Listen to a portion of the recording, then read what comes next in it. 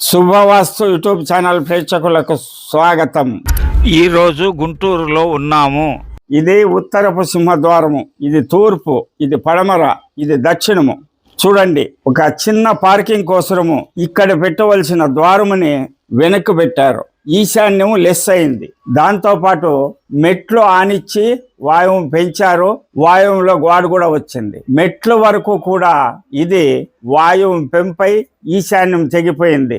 ఈశాన్యం తెగిపోతే జీరో వాస్తు. ఈ ఇంటి వారి ఆస్తులు కరిగిపోయినాయి, అభివృద్ధి లేదు, అన్ని విధాల బాధలు పడుతూ ఉన్నారు. దీనికి ఒక చిన్న ఆల్టరేషన్తో మొత్తం ఈ వాయువు పెరిగిన దోషము, ఆ వాయువు పెరిగిన దోషము అన్నీ క్లియర్ అవుతాయి.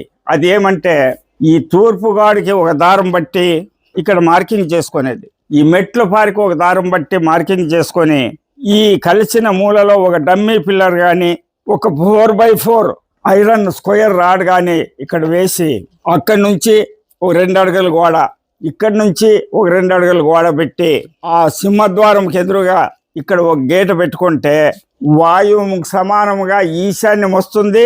ఈ గోడ గేటు పిల్లర్ రావడం వల్ల ఈ ఈశాన్యం అంతా మొత్తం ఇంట్లో కలిసినట్లయి, ఇది కలిసిన రోజుల్లోనే శుభాలు జరగడం ప్రారంభమవుతుంది అని తెలియజేస్తుంది.